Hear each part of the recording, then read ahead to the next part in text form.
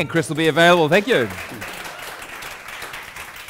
Chris will be available afterwards to chat to you, any of you who might be interested in talking further about this. You'll notice a new face on the stage, Mark Jennings, the other half of the dynamic duo, Jennings Murphy, and Mark's the former director of news at MediaWorks. He was there for 27 years at TV3, and of course he's covered some huge stories, some huge PR disasters. So please welcome Mark Jennings to the panel. Thank you. Mark, we've been sharing war stories of PR screw-ups. Would you like to throw another one into the mix? In terms of some of the disasters, I guess I've seen, and Tim and I have been discussing these in the office over the last few days, but I thought the one, and I made a bit of a note of it just to get the dates right, was the one that the Bethlehem College was involved in down in Tauranga, 2013. They were in Kenya. They got involved in a car accident. And at this time, I think it was January 16, all the media ran a story that there were 3 people dead in this. The van driver died instantly. He was a Kenyan. So on January the 23rd, 2013, Stuff was still running a story about the fact it had been a Kenyan driver. That very same day, Stuff had to run another story saying it was in fact an 18-year-old student who was driving that van. There'd been people at a press conference from the college who were basically saying it was a Kenyan. That was clearly a lie. And it just struck me at the time, you know, this idea of telling lies and then having to retract. There were various reasons that came out. One was that it was confusion at the scene. The bodies were everywhere. No one knew who was driving. Well, that was rubbish. They did know who was driving. There was this idea that that person could have got detained in Kenya, but in reality, Interpol was already onto it and what was going on. So I just thought that outfit lost complete credibility. All the people that were involved in it lost credibility. It was a total PR disaster for them. And we don't expect schools to have PR departments, but what happens when something tragic like this happens, Chris? What do? Do you pick up the phone and call a PR agency? Does Tim, as Tim suggests, the head person make a call, or what's the process? If you've got death and destruction as you had there, then that would be actually quite a good idea, because, as you say, schools are not equipped to do that, or that type of institution. Getting some external advice can not only provide some much needed support, but a more objective view of who needs to be told what, and by that I'm not talking about editing the truth at all. I'm talking about what messaging needs most appropriately to go to what audiences and at what time frame. Deborah, Mark talked about having a seat at the top table. Can I ask you, do you think PR is valued enough by CEOs, by decision makers, by the people who allocate money in big firms? Yes and no. There are some companies out there who do see the value in PR. They see the value in it building their brand, in communicating their values, in communicating company morale, in their ethics. And there's others who see PR as an acquisition tool. And if it's not signing up orders fast enough, then they think their PR isn't working. So the answer is yes and no. Do you find it difficult to prove the value of PR if someone asks you to do it? If they say, we're thinking about doing some public relations, but can you show me how it will impact the business? Is that a difficult conversation? Well, it's very difficult to measure the reputation of an organisation unless you've got ongoing measurement standards. But there are different measures that you can use, and that's not always about $1. It might be the reach, it might be about the discussions that you've provoked, it might be about the opinions you've altered or the attitudes you've created. But when you try and use PR just to sign up sales, well, then you should be speaking to an ad agency and not a PR company. Tim, I want to talk to you about politicians. Have you noticed a change over your years, the Herald and the ability of politicians to present themselves, to do the PR game? Have they got better in interviews? I don't think they have. Thinking about that earlier, and they've got a sort of a fleet of advisors, people of ex-journalism or PR or marketing even, advising them. I don't know that they're better than they were. I look back to, and excuse my age, but I was a kid when I remember this, and I've seen reports of Holyoake as Prime Minister up to 1971. And Holyoake used to have the journalists in his office, 3 or 4 of them around, and briefed them fully on what was going on, and gave them his spiel or his spin, totally unvarnished, and had 12 years in power. So I think, you know, we've come a long way from that, and we've got institutional kind of structural bureaucratic setups, but whether the messaging and the ability to actually convey stuff to the public is any better, I don't know. Are they overtrained, Mark? Yeah, it's a good question. I think one thing that's not recognised is that the journalists have risen to the challenge of this.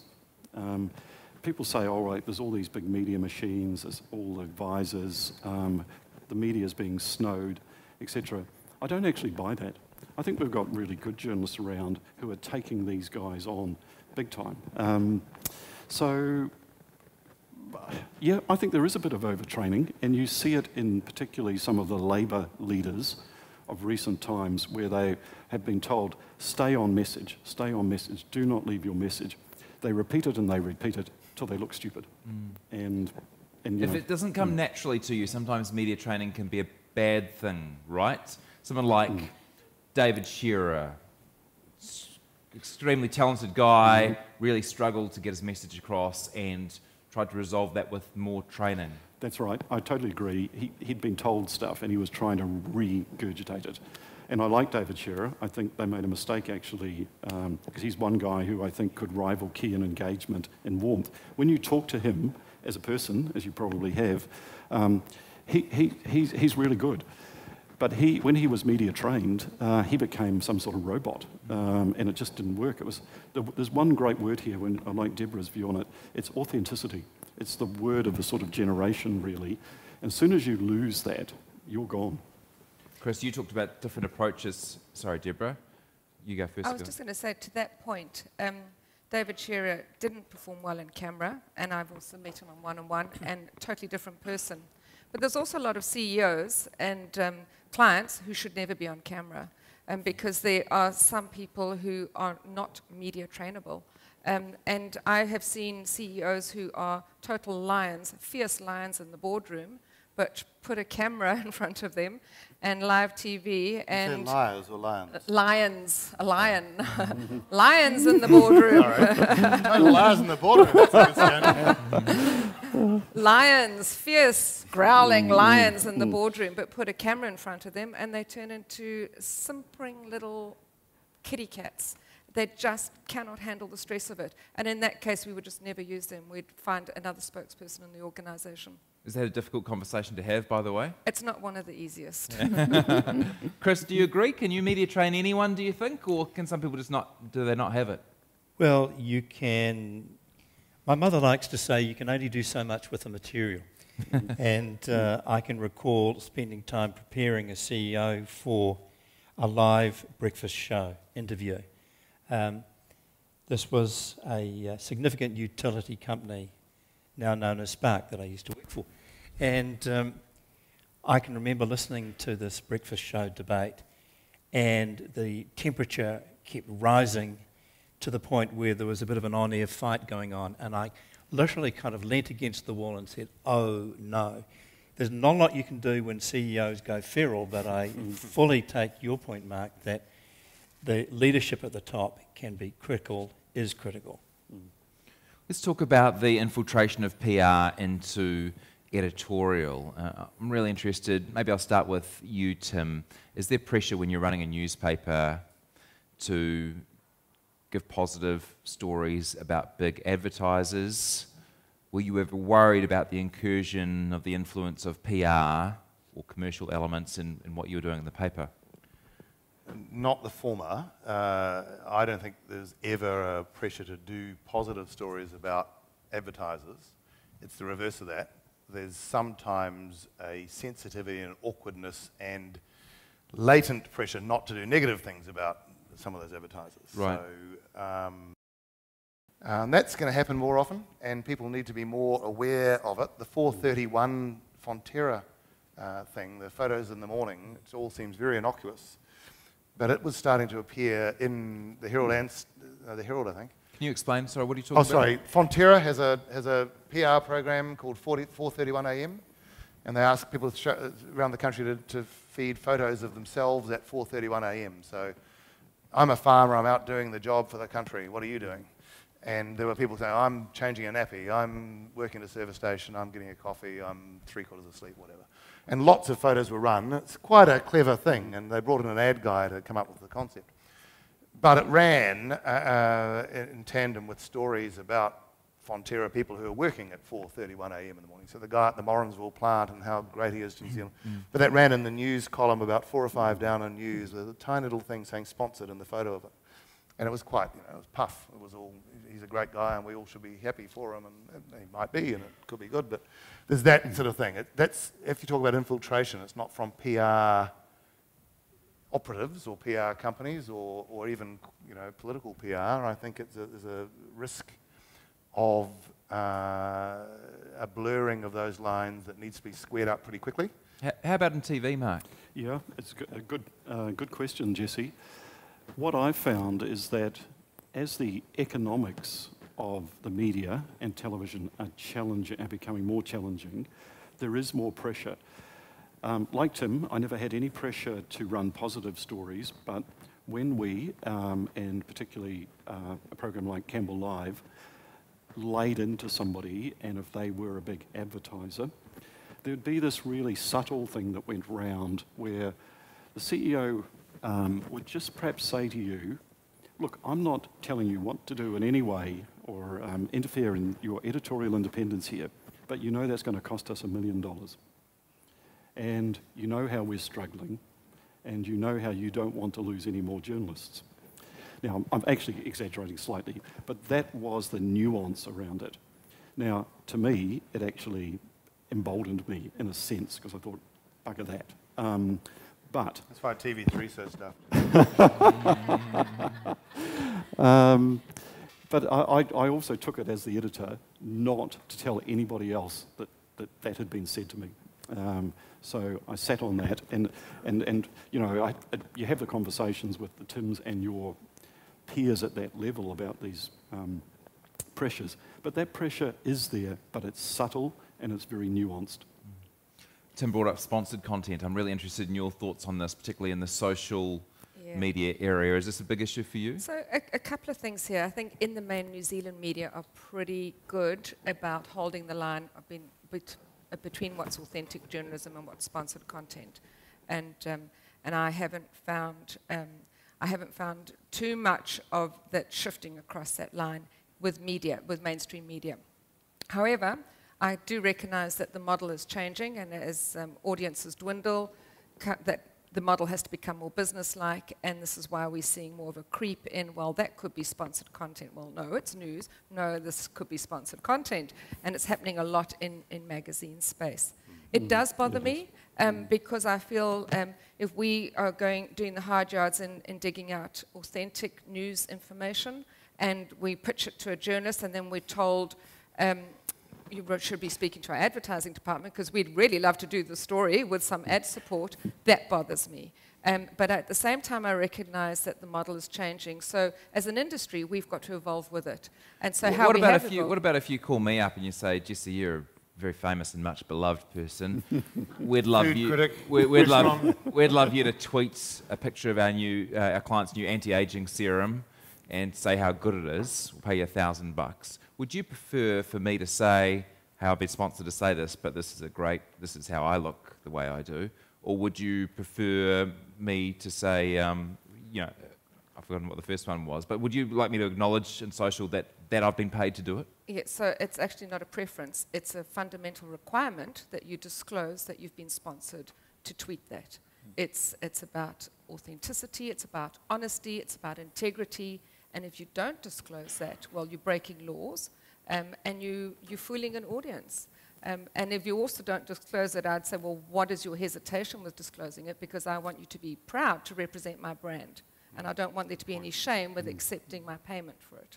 But this is pretty new, right? I mean, even today, there's new regulations out for people like you and people who you deal with to guide them around disclosing stuff like this? Yeah. So in the brand building PR space, we work with a lot of celebrities and influencers and ambassadors, and we find a considerable amount of pushback from people who would rather not disclose they're being paid to tweet something or Instagram something. Now, I have a fundamental issue with that because, as I said, you should be proud to represent my brand, and if you don't want to disclose that or declare that you've been paid for it, then we won't have a deal. So I think in this new space of influencers and ambassadors, we have to insist on 100% honesty and declaration. I want to know where these paid tweets account are. Yeah. I'm tweeting all the time and getting another thing. Yeah. You've been waiting for a check from Air New Zealand, have you? No, nothing. One of the things that's interesting, I think, is that with sponsored content there's two sides of it. One is that the current generation coming up have grown up from the earliest age absolutely exposed to commercial signage sponsorship. So your kids, when they're in school, they're getting these things from whatever it is, that giraffe that comes around with life education and things. They're all sponsored. And the pencil case they get given and the stuff they get given for Ripper Rugby, all got sponsors on. Kids are really, and right through that, the whole sponsorship thing is very accepted. So I don't have an objection to sponsored, sports news on TV3 or something. But the good thing about it is that the same kids and the half generation above them, the kids who are late teens and in their 20s, have really refined bullshit detectors. They actually hate something being commercially kind of pulling the wool over their eyes, which I think is really good. So while we've got that sort of commercial exposed to it all the way through, we've also got kids who are very acutely aware of it. And so it's quite good. It's a defence, I think, for the sort of thing that Deborah's saying, where you need to just be upfront with it and say what it is, because it's going to be seen for what it is at some point. I have a couple more questions. Anything from the floor before I continue, and then we'll wrap things up. Any questions from anyone watching? Chris, are there enough PR jobs to go around? Probably the answer to that is never, because every year there are graduates racing out of universities with their fresh minted bachelor's degree under their arm. One of the things that we tell students is that they need to think about how they can set themselves apart, and sometimes that involves a postgraduate qualification, whether it's our new master's degree or some kind of postgraduate diploma. It is all about setting yourself apart. But can I just make one comment about what we've just been talking about? There are other colleagues here tonight also who also teach public relations, and without being cute about it, it is our job to help students be critical in the academic sense of being appropriately evaluative about the kind of media content that they're exposed to. So not to take everything at face value, but to ask, well, in whose interest is this message being presented to me? What's the agenda? Do I buy it or do I not? And so that is something that we are consciously trying to foster. And some students rock up here and say, well, I get my news from Facebook. We're trying to broaden their horizons and give them some skills to do that evaluation. How are the writing skills of students you see? Good question. Good question. Well, we've got a full-time writer at Pead PR, and he does a writer's camp every Wednesday morning, and it's absolutely essential because some of the writing schools are good to very below average, we find that an issue. But then we also have to accept that our industry is evolving, and it's not so much always about the written word. The visual is important. The whole show me, don't tell me, so that visual appreciation is good.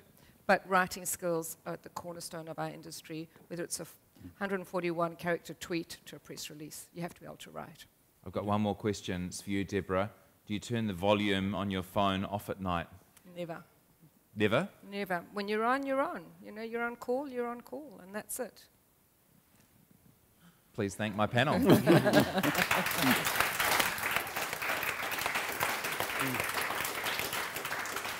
And thank you for coming along. There are plenty more to come. And as I say, I'll send you in Chris's direction if you've got more questions about the Masters in Professional Public Relations. But once again, thank you so much for coming. I hope you've enjoyed it. Thank you.